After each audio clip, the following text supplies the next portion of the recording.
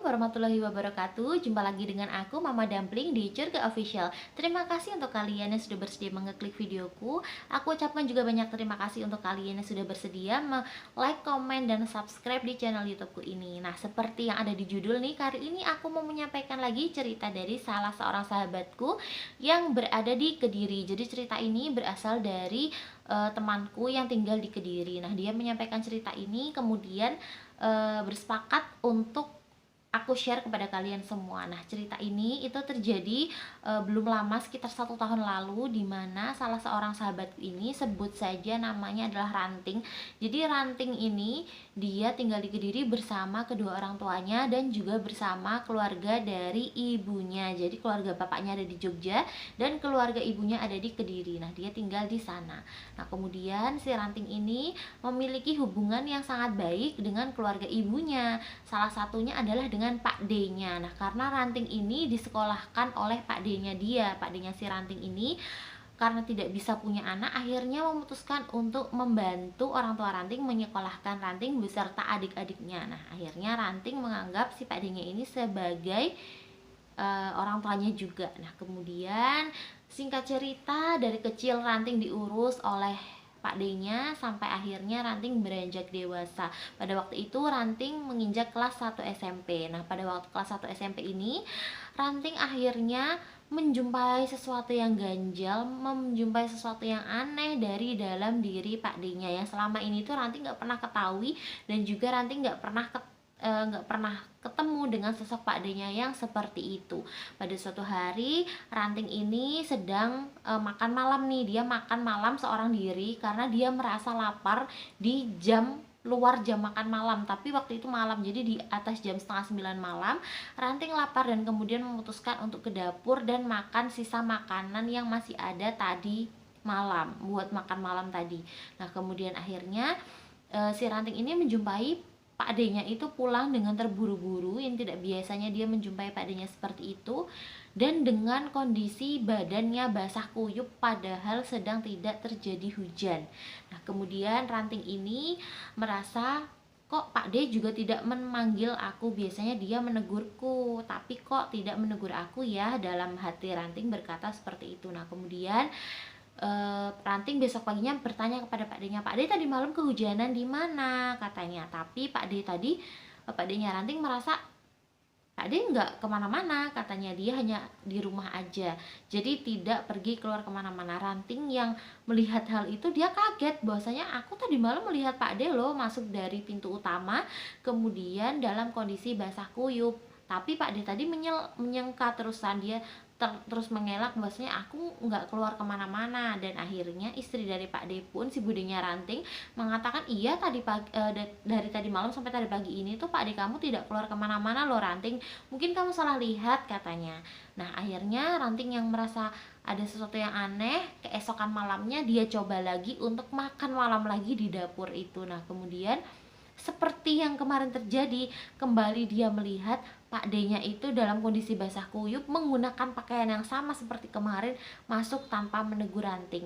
Nah, kemudian Ranting ini merasa curiga, itu siapa ya? Ya sudah, besok malam aku coba lagi dan akan aku panggil si Pak D ini. Nah, ketika si Ranting ini keesokannya memulai lagi aksinya dengan pura-pura makan malam lagi, dan Pak D-nya datang lagi dalam posisi basah kuyup lagi. Nah, kemudian dia merasa bahwasanya ada yang aneh. Dia panggil, Pak D, Pak D. Loh, kok Pak D diem aja, kata Ranting. Terus sosok Pak D yang menyerupai Pak D-nya tadi akhirnya nengok ke arah Ranting, dan Ranting kaget melihat mata Pak D-nya yang sudah memerah dan hidungnya yang seharusnya hidungnya Pak D-nya Ranting itu tidak mancung tapi agak sedikit pesek. Nah, kemudian yang dia Ranting lihat itu hidungnya mancung. Nah, akhirnya dengan kaget Ranting, wah kamu bukan Pak D-ku, kamu bukan Pak D-ku, kata Ranting. Karena Ranting yang masih terhitung anak-anak ini kaget, jadi dia tidak bisa menahan mulutnya untuk berteriak. Akhirnya seluruh orang turun dan seketika makhluk yang ada di depan Ranting ini menghilang. Jadi yang menyerupai sosok Pak D Ranting ini tadi menghilang. Kemudian Pak D Ranting turun dari lantai 2 dan berkata, Ranting kenapa lagi, kamu ada apa? Pak D tadi ada yang menyerupai Pak D, matanya merah tapi hidungnya mancung," kata Ranting. Kemudian Pak D-nya bilang, "Enggak, kamu tuh salah lihat Ranting, mungkin kamu kurang istirahat. Makanya kamu kalau disuruh makan malam ya makan," kata Pak D-nya. "Jadi jangan kamu itu menunda makan, kemudian malam hari kamu bangun kamu makan," kata. "Nah itu jadinya kamu mudah halusinasi." Ya Ranting menganggap, "Oh iya mungkin aku kurang tidur jadinya aku halusinasi." Nah akhirnya Ranting terus-terusan menjumpai hal aneh setelah pasca kejadian yang melihat orang yang menyerupai Pak D-nya tadi. Dia terus melihat sesuatu hal aneh di kamarnya. Dia tidur bersama 3 orang adiknya di kamar yang sama. Nah kemudian ketika adiknya tertidur pula, Ranting ini belum bisa tidur. Itu kejadian sudah lewat dari 1 tahun. Jadi waktu itu Ranting sudah kelas 2 SMP.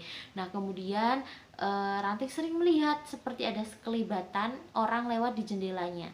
Tapi setelah Ranting suatu hari memberanikan diri untuk membuka, ternyata bukan orang yang lewat, melainkan seekor kuda. Jadi kuda itu lewat di depan kamarnya Ranting pelan-pelan, tapi kalau dari dalam itu seperti seolah-olah orang sedang lewat. Padahal di samping kamar Ranting, di samping jendelanya itu ya hanya jalan biasa, hanya lorong untuk menuju ke balkon depan. Nah kemudian Ranting merasa bingung, kok kuda bisa masuk ke lantai atas, katanya. Nah kemudian dia bertanya kepada budenya, "Bude, kenapa ya kok aku lihat kuda berkeliaran di lantai atas? Gimana cara kuda itu masuk?" Karena pada waktu itu Ranting itu memang masih kecil, masih hitungannya anak-anak, jadi dia masih merasa bingung kenapa bisa ada kuda naik ke lantai 2. Nah kemudian budenya bilang, "Ranting, kayaknya kamu ini lagi halusinasi ya. Setiap kali kamu selalu kayak gitu." Budenya ini tidak tahu bahwasanya memang ada sesuatu hal gaib atau sesuatu hal mistis yang dilakukan oleh Pak D-nya Ranting ini. Budenya tidak tahu. Kemudian budenya Ranting berkata kepada ibunya Ranting, "Dek," gitu kan, karena budenya adalah kakaknya, jadi, "Dek, ini anak kamu sering halusinasi, dia sering melihat begini-begini," diceritakanlah oleh budenya. Kemudian ibunya Ranting bilang, "Tapi selama ini aku nggak pernah loh menjumpai Ranting itu seperti itu. Ya mungkin memang dia melihat beneran," katanya. Tapi si bude ini tetap tidak percaya. Nah akhirnya si Ranting ini berusaha untuk memecahkan misteri ini sendirian. Dia, karena Ranting ini memang sosok orang yang ambisius, dia sosok seorang yang memang pengen tahu segalanya. Nah pada akhirnya suatu hari, biasanya kuda ini lewat di depan kamar Ranting, lewat di depan jendela. Tapi kok tidak lewat. Suatu hari nih Ranting merasa penasaran, kok tidak lewat ya kuda itu. Nah akhirnya si Ranting ini keesokan harinya mendapatkan kabar bahwasanya perusahaan Pak D-nya dia mengalami kebangkrutan karena habis dikhianati oleh temannya.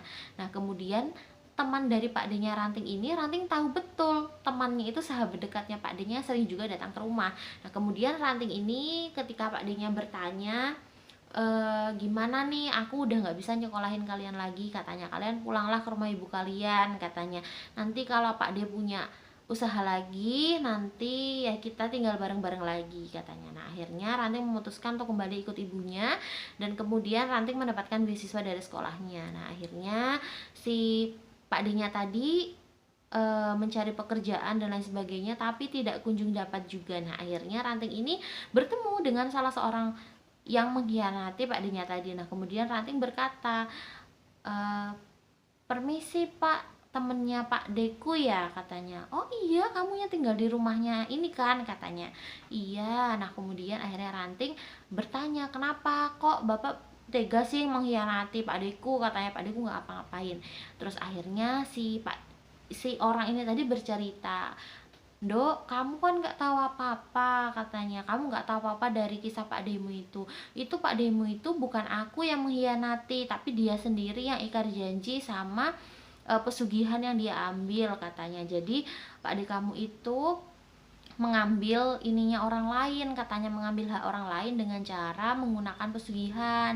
Nah pesugihannya itu namanya jaran menoreh, semua orang udah tahu, tapi Pak Demu itu menutupi dari keluarganya supaya keluarganya nggak kaget. Tapi karena kamu udah terlanjur tanya sama aku, ya aku bilang aja, nanti sampein aja ke Pak Demu kalau kamu udah tahu semuanya. Siapa tahu nanti Pak Demu itu bisa berubah," katanya sahabatnya si Pak D ini tadi. Nah kemudian Ranting yang kaget, pesugihan katanya. Iya, pesugihannya namanya jaran menoreh. Jadi biasanya Pak ade kamu itu akan melakukan ritual-ritual di mana dia itu nanti bisa menjadi dua dirinya. Nah, kemudian yang satu itu akan mengendarai kuda menoreh itu tadi, yang kemudian akan menghasilkan sumber kekayaan dari situ. Terus Ranting bercerita kepada sahabatnya Pak Denny tadi, memang aku waktu itu sempat melihat beberapa kali, mungkin sekitar 8 sampai 9 kali ada kuda lewat di depan kamarku. Nah, terus Pak De Ranting temannya Pak De Ranting mengatakan bahwasanya nah ya itu adalah akhir dari eh, berakhirnya pesugihan Pak D kamu, karena harusnya ketika kita menggunakan pesugihan itu nggak boleh ada yang bisa melihat atau ada yang bisa mengetahui kalau kita tuh sedang pakai pesugihan, katanya temannya Pak D Ranting tadi. Nah, kemudian Ranting pulang ke rumah, bergegas pulang ke rumah dan berkata kepada ibunya, Bu, ternyata Pak D itu menggunakan pesugihan jaran menoreh, katanya. Nah, ternyata sudah lama ibunya ini juga sudah diberitahu oleh beberapa orang pintar bahwasanya anak kamu ini dikeluarkan dari rumah situ itu tuh hartanya nggak halal, katanya. Nah, kalau bisa kamu keluar dari situ, kamu bisa lega, anak kamu nggak di situ lagi, katanya si Pak Ustadz ini ya, Pak Kiai ini.